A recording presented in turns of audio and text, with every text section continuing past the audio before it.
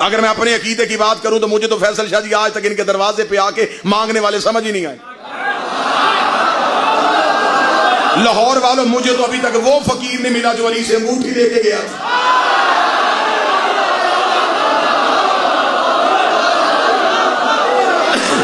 मैं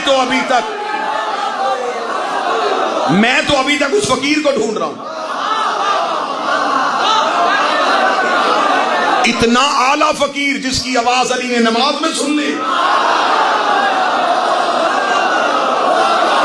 वो अली जो कहता है कि मेरी नमाज तो ही से गुफ्तगू का नाम है।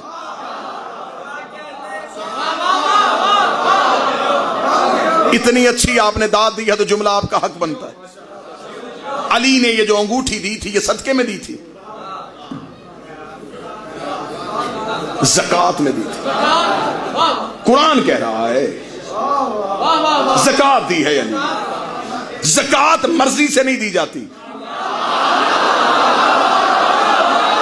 मौला हुसैन इज्जत फरमाते, ज़कात में क्या मर्जी चलती है। गिलानी साहब कोई मुझे कहे ज़कात दे, मैं को चलिए अंगूठी ले ला, ज़कात हो गई? नहीं, ज़कात का तो पूरा चैप्टर है, निसाब है। ज़कात पूरी निसाब के मुताबिक दी जाती है। इतनी भेड़ें हैं तो उस पर इतनी, इतने ऊंट है तो उस पर इतनी, इतनी अजनास है तो उस पर इतनी, इतना सोना है तो उस पर इतनी, जेवरात पे इतनी, नकदी पे इतनी। ज़कात तो न मर्जी से घटाई जाती है। ज़कात हिसाब करके दी जाती है। नौजवान बैठे हैं, आपकी जो इनकम है उसका 2.5% जो है वो आपकी ज़कात है। वो तो आपको कैलकुलेट करनी पड़ती है कि मेरी इनकम इतनी है, उसमें इतनी बनी। एक अंदाजे के मुताबिक एक मिसाल दे रहा हूं, ज़कात बनी 2500 रुपया, अब 2600 भी नहीं दे सकते। फजर की नमाज की वाजिब रकअतें कितनी? इश्क में आके तीसरी पढ़ो।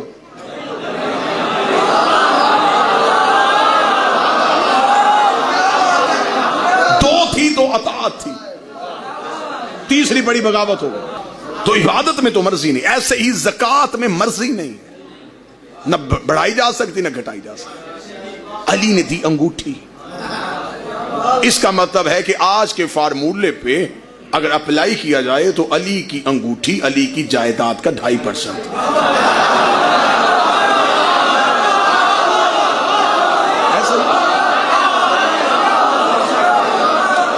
अब कागज पे तो हिसाब होता नहीं, अब तो कैलकुलेटर है, बिलियन ट्रिलियन पे चले गए, हिसाब अभी निकल आएगा। अंगूठी से पता चल जाएगा कि जायदाद कितनी थी।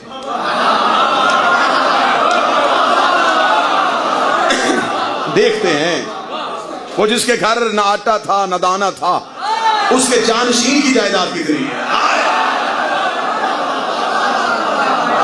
अभी पता चल जाता है। आओ हिस्ट्री से पूछें, ये जो मौला अली के हाथ में अंगूठी थी, चांदी थी, हीरा था, जमूर था, यकूत था, अलमास था, क्या था? तफसीर कुरान ने कहा यह अंगूठी वही थी जो सुलेमान बिन दाऊद के हाथ में थी।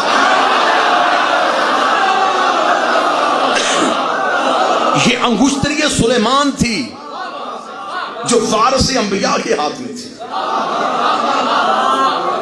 तारीख ने मुझे इशारा किया, मैं फौरन कुरान की कचहरी में, मैंने कहा अली के खामोश जाकर तू बता सकता है कि सुलेमान की अंगूठी की कीमत कितनी थी? कुरान ने कहा कि इतनी कीमती थी। सुलेमान अंगूठी पहनता था, हुकूमत शुरू हो जाती थी, अंगूठी उतारता था, हुकूमत खत्म हो जाती थी। सुलेमान की पूरी हुकूमत अल्लाह ने उस अंगूठी में बंद की हुई थी। मैंने कुरान से कहा तू मुझे बता, सुलेमान शहर का नबी था, मौजे का नबी था, कबीले का नबी था, जिले का नबी था, मुल्क का नबी था। तो कुरान ने बताया कि सुलेमान बिन दाऊद इतना बड़ा नबी था, ये जिन्नात को चलने का हुक्म देता था, हवा इसके ताबे थी, ये परिंदों की बोलियां समझता था, कायनात की तमाम मखलूक इसके पीछे पीछे चलती थी, इसका तख्त हवाओं में उड़ता था, फरिश्ते इसके साथ सफर करते थे, जिन्नात इसके हुक्म में चलते थे। इतना बड़ा नबी था और ये सारी की सारी हुकूमत उसकी अंगूठी में बंद थी। यही अंगूठी अली के हाथ में आ गई, अली ने ज़कात में ले ली।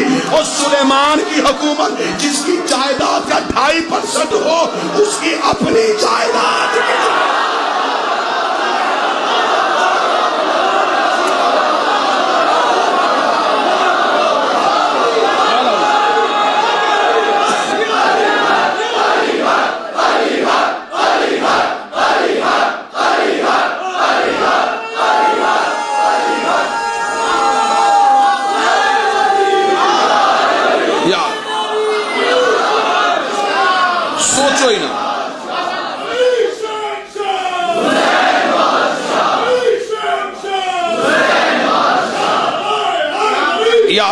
अली या अली मदद।